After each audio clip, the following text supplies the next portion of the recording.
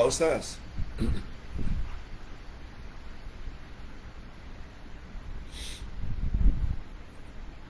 ada satu ustaz dan cukup terkenal ustaz tersebut mengatakan bahawa ada 4 golongan pada hari kiamat nanti dibangkitkan oleh Allah dalam keadaan berpakaian.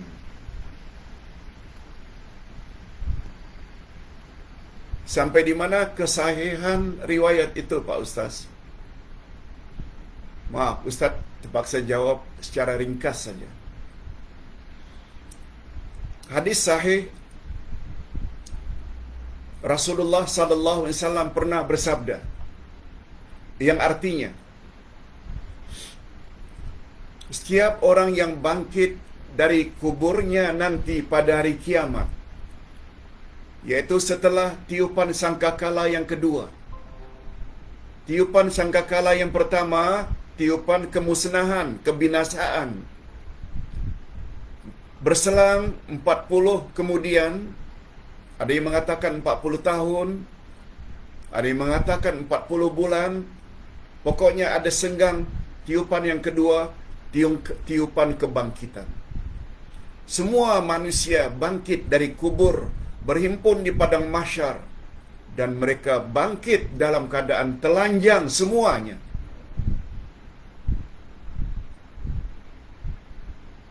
Hadis sahih.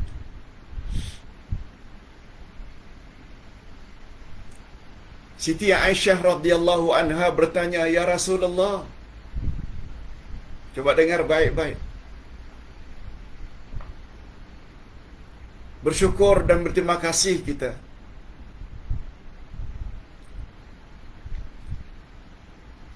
Karena Siti Aisyah, isteri kesayangan baginda, sempat bertanya, "Tak malu ke ya Rasulullah ketika itu antara kita saling pandang memandang lelaki dengan wanita?"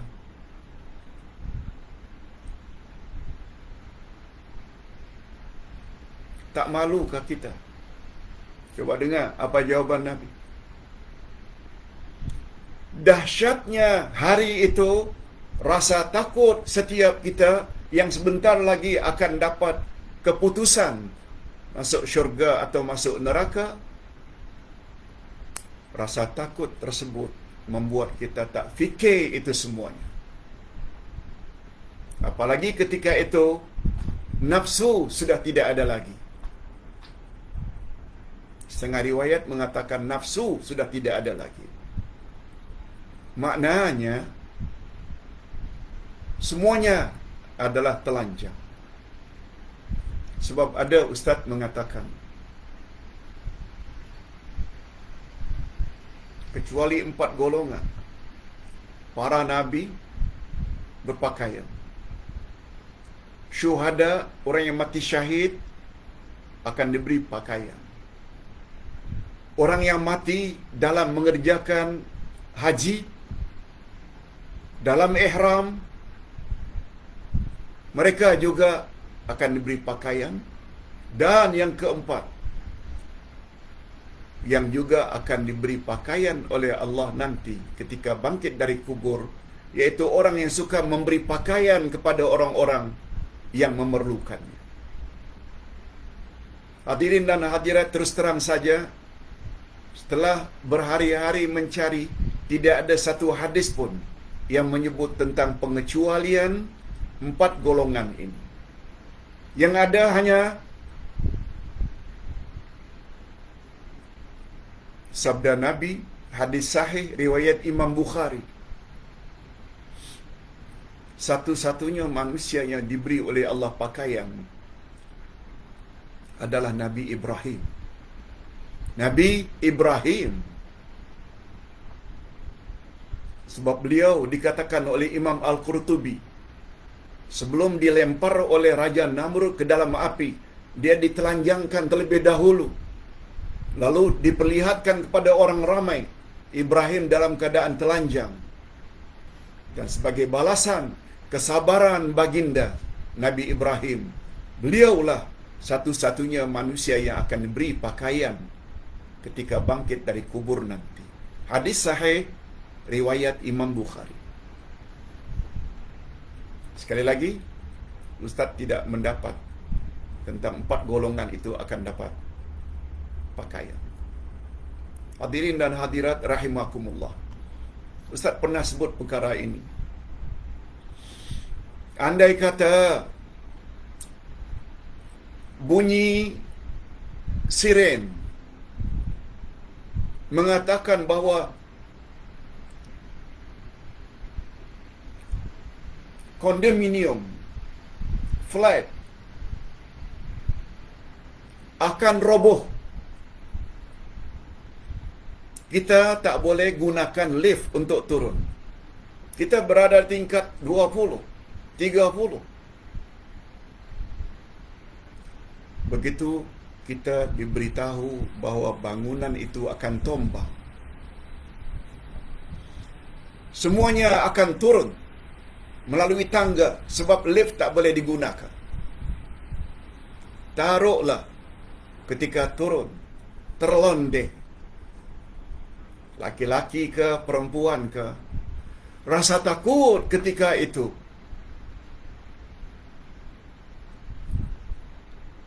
Supaya jangan mati dalam keadaan rumah bertingkat kita, puluhan tingkat itu tombang.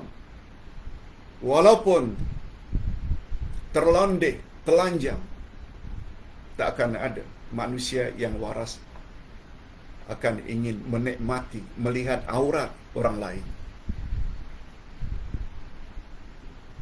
Ketakutan ketika itu, istilah kita habuk puntara, bila dibandingkan dengan ketakutan yang dialami oleh manusia ketika bangkit dari kubur untuk ditimbang amalan-amalan mereka. Bayangkan.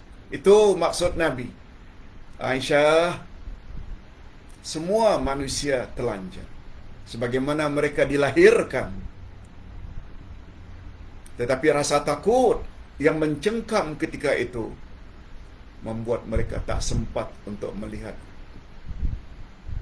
apalagi ingin melihat aurat lawan pasangan.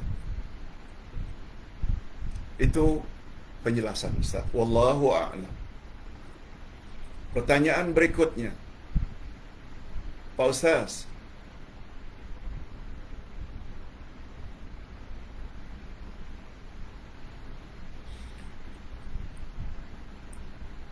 kalau kita masuk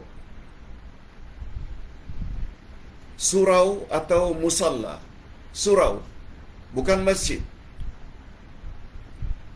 tidak ada Jumaat,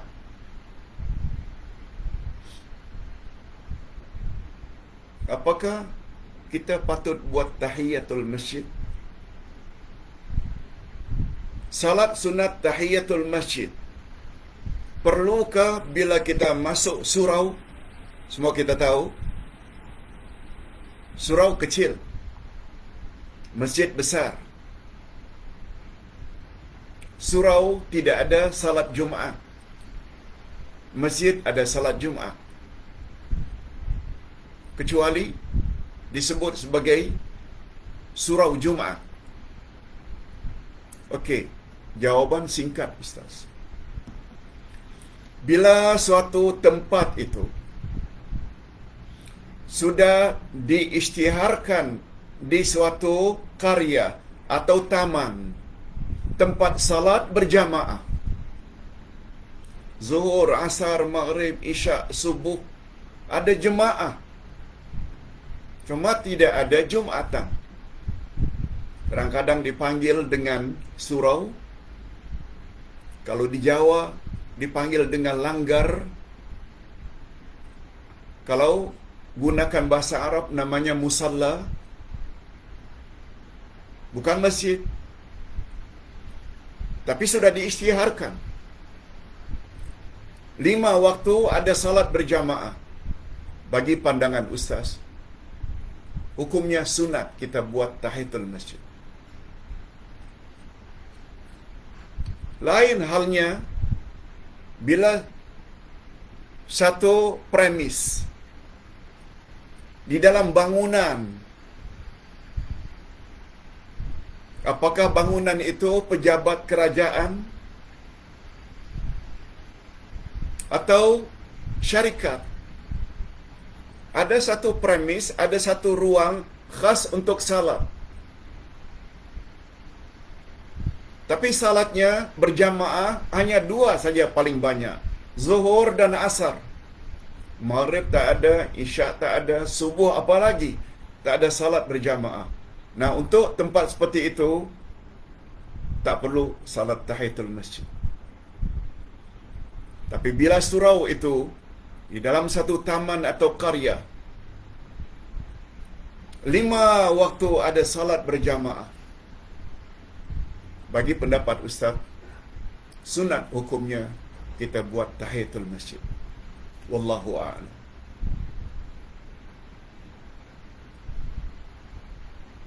Pak Ustaz, saya ingin mendapat penjelasan mengenai ibadah korban.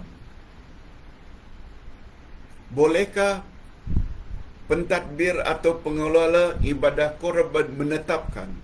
Bolehkah pengelola ibadat korban menetapkan akad pengagihan daging korban seekor lembu, iaitu 1/3 dibagi kepada orang yang menjalankan korban,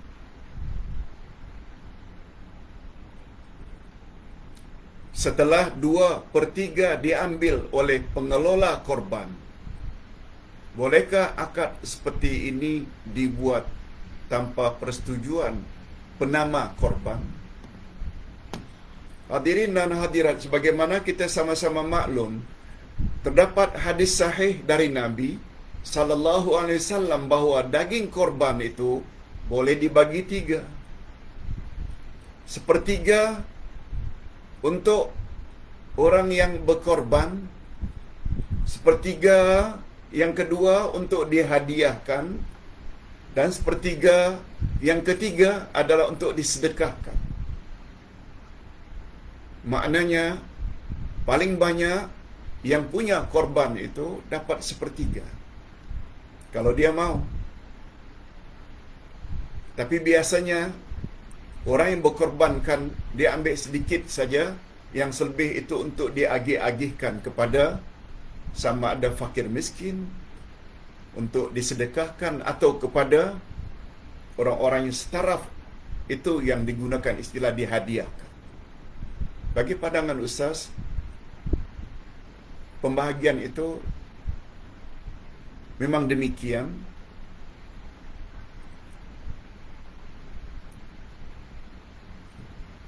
Jadi yang punya korban itu paling banyak 1/3 daripadanya.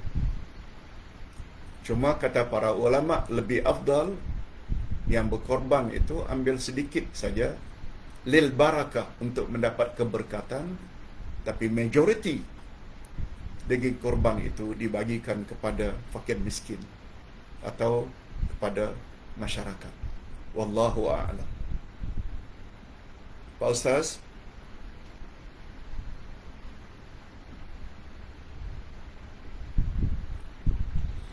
Ayahanda Uday, ini seorang anak muda, bertanya, Ayahanda boleh beri pencerahan bila sedang free, iaitu ambil uduk di pesawat, ambil uduk di kapal terbang, guna spray.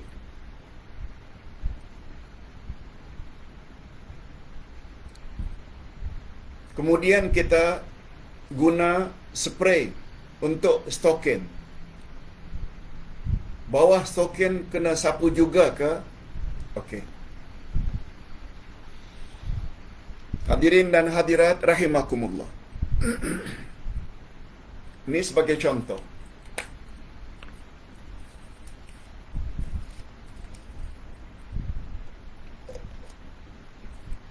Allah Subhanahu wa taala berfirman dalam Al-Quran, bila kamu akan mendirikan salat, hendaklah kamu basuh mukamu, tangan hingga ke siku, sapu kepala dan basuh kaki. Itu asalnya.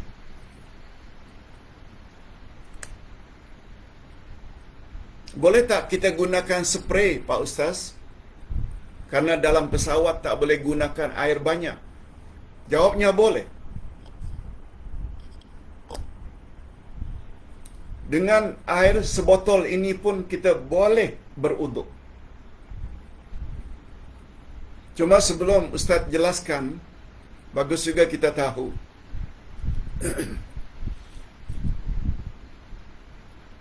Dari anggota yang wajib kita basuh dan sapu, ini yang rukunnya, Ustaz tidak sebut perkara sunnah.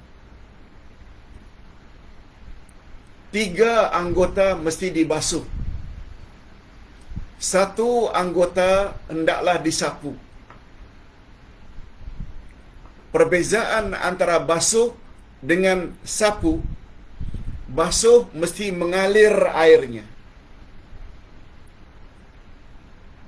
Air hendaklah dikenakan pada bahagian anggota yang perlu dibasuh. Dan anggota yang perlu dibasuh, muka, tangan, dan kaki. Mesti mengalir airnya. Dan kepala pula disapu. Dan sapu itu cukup basahkan 2 tangan, lalu diusap saja, tanpa membawa takungan air. Jangan takung, basahkan saja 2 tangan, sapukan di atas kepala. Itu namanya sapu. Okey. Sekarang, bila air dah dimasukkan di dalam spray, dalam botol,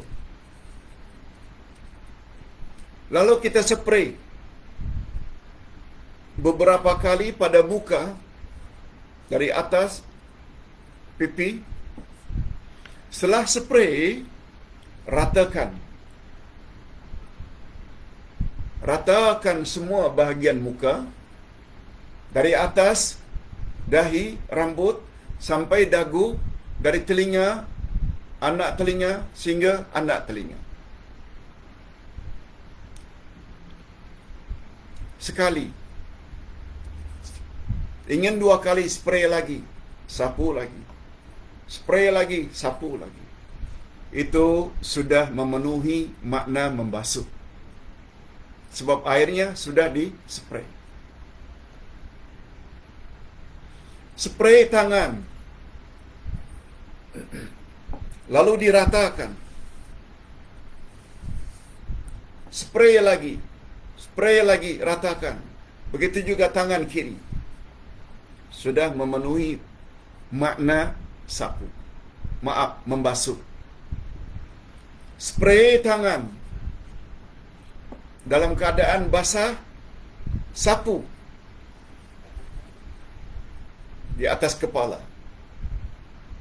Bagi wanita yang sedang memakai mini telekung, boleh di atas mini telekung, sapu. Bagi laki-laki yang memakai sorban yang dililit, boleh di atas sorban. Sebab itu pernah dilakukan oleh Nabi sallallahu alaihi wasallam. Tapi songkok tidak boleh. Sebab songkok mudah untuk dicabut.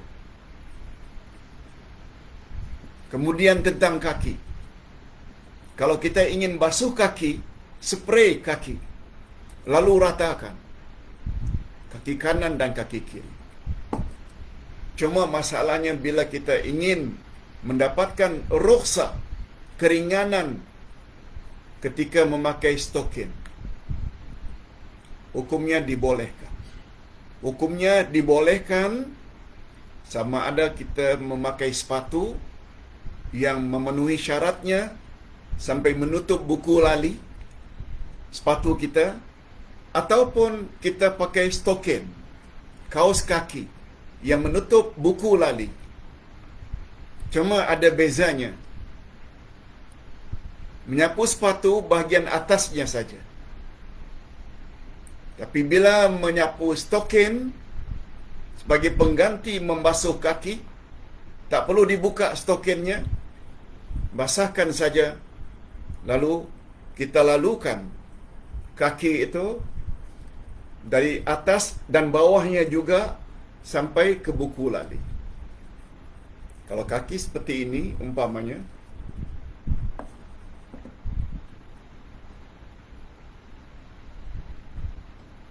sapu bagian atas juga sapu bagian bawah sampai ke buku lali.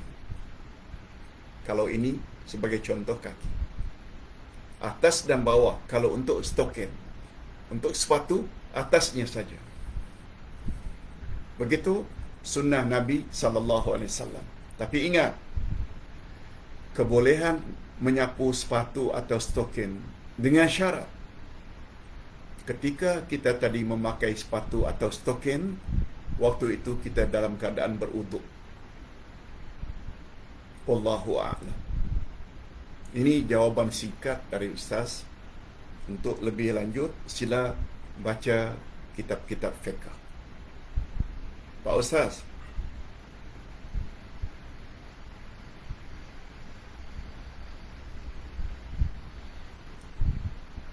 Saya dari Penang. Saya ingin bertanya Pak Ustaz berkaitan salat istikharah.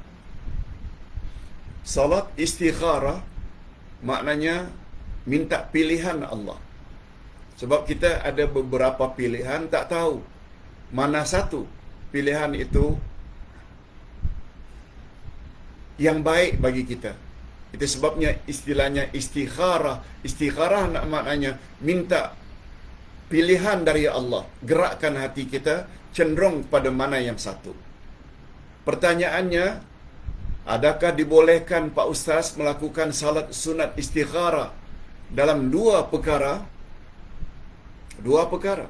Contohnya, hendak membeli rumah, satu. Yang kedua, ingin memilih calon isteri. Itu yang kedua. Minta pilihan Allah, nak beli rumah, rumah jenis ini ke, rumah banglo ke, rumah kondominium ke, atau rumah teres ke, kita tak tahu mana yang lebih baik. Begitu juga tentang beberapa wanita yang kita cenderung untuk mengawininya. Yang mana satu yang boleh membawa kepada kebahagiaan kita di hadapan atau masa hadapan. Nasihat Ustaz, jangan buat serentak. Buat asing-asing. Tentang rumah, ada beberapa pilihan. Istikharah untuk rumah saja. Untuk calon isteri pula, yang mana satu yang boleh membawa kebahagiaan dunia akhirat, itu buat secara berasingan. Begitu pandangan Ustaz. Pak Ustaz.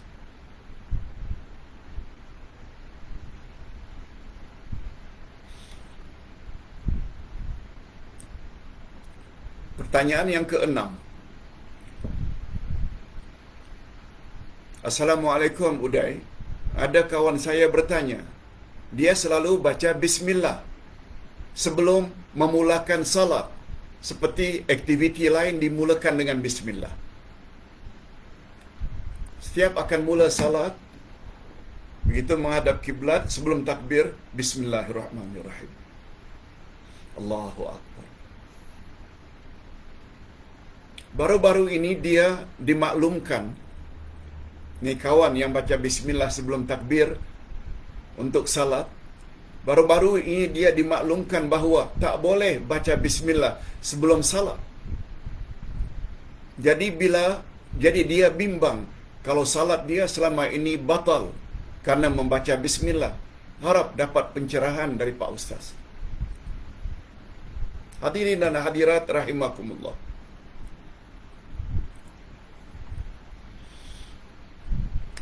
Memang ada hadis Nabi SAW menyebut secara umum,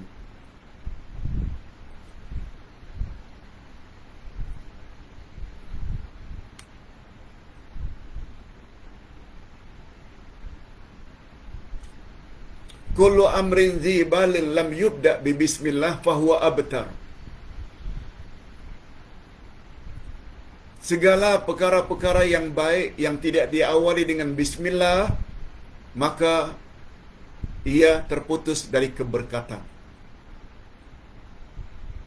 Dan sebab itu, bila kita nak makan, bismillah.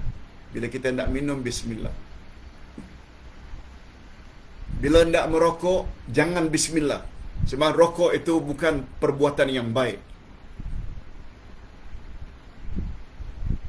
Nak menulis, bismillah. Nak keluar rumah, bismillah. Nak menyembelih, bismillah. Tetapi hadirin dan hadirat, keumuman membaca bismillah itu tidak termasuk di dalam salat. Sebab Nabi Muhammad sallallahu alaihi wasallam telah menyebut secara khusus, "Sallu kama raaitumuni usalli." Salatlah kamu sebagaimana kamu tengok cara aku salat. Memang kita tak lihat cara salat Rasul sebab baginda telah wafat 15 abad yang lalu.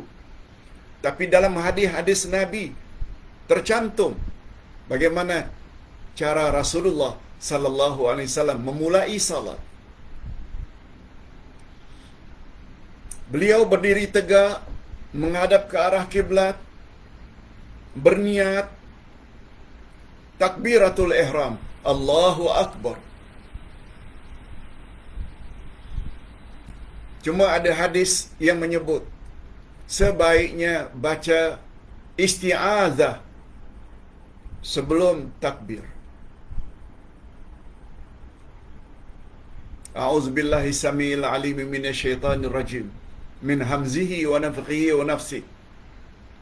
Aku berlindung kepada Allah daripada godaan syaitan, hembusannya, liurnya dan lain-lain. Mengapa itu disuruh oleh Nabi? Sebab ketika kita sedang salat, syaitan senantiasa mengganggu. Sehingga kita kadang-kadang terlupa berapa rakaat kita sudah salat. Kadang-kadang kita terlupa ayat apa yang kita nak baca. Dan syaitan yang menggoda manusia ketika salat ada. Itu sebabnya Nabi Muhammad sallallahu alaihi wasallam suruh hari kita mohon paling kurang kita baca a'udzubillahi minasyaitanir rajim. Tak mengapa. Bukan bismillah. Namun demikian, karena dulu kita baca bismillah kita tak tahu, tidak ada masalah tentang ibadat-ibadat yang telah lalu. Sebab tidak ada hukuman terhadap kesalahan yang dibuat karena kejahilan. Kita tak tahu. Sekarang baru tahu. Nah, setelah tahu ini, jangan awali dengan bismillah. Berhentilah. Jangan diawali lagi. Dan semua amal-amal terdahulu insya-Allah diterima oleh Allah Azza wa Jalla. Jadi dari 12 pertanyaan, minta maaf, Ustaz boleh jawab 6 saja. 6 lagi akan kita jawab esok insya-Allah. Mohon maaf.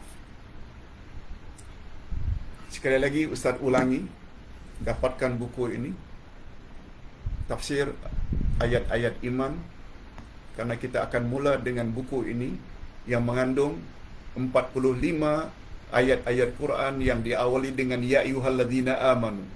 Jilid 1. Kita akan mula pada hari Ahad yang akan datang, insya-Allah. Alhamdulillahirabbil alamin. Wassalatu wassalamu ala asyrafil anbiya'i wal mursalin wa ala alihi wa sahbihi ajma'in. Rabbana zidna ilman nafi'a wa rizqan thayyiba wa amalan mutaqabbala. Ya Allah, tambah-tambahkanlah untuk kami ilmu-ilmu yang bermanfaat, rezeki yang baik, halal lagi diberkati, serta amal-amal yang diterima. Ya Allah, sungguh banyak ilmu yang kami dapati dalam pembahasan nama-Mu Asy-Syafi. Oleh sebab itu berilah kami kekuatan ya Allah, setelah memahami nama-Mu Asy-Syafi, berilah kami kekuatan ya Allah untuk menerapkan keyakinan itu di dalam diri kami masing-masing, bahawa penyembuh yang paling utama adalah Engkau. Engkau bukan saja penyembuh, tapi Engkau jugalah yang mencipta segala bahan-bahan sebagai sebab untuk sembuhnya sesuatu penyakit. Wa sallallahu ala nabiyyina Muhammad wa ala alihi wa sahbihi ajma'in. Subhana rabbika rabbil izzati amma yasifun wa salamun alal mursalin walhamdulillah rabbil alamin. Subhanakallahumma wa bihamdik asyhadu an la ilaha illa anta astaghfiruka wa atubu ilaik. Wassalamualaikum warahmatullahi wabarakatuh.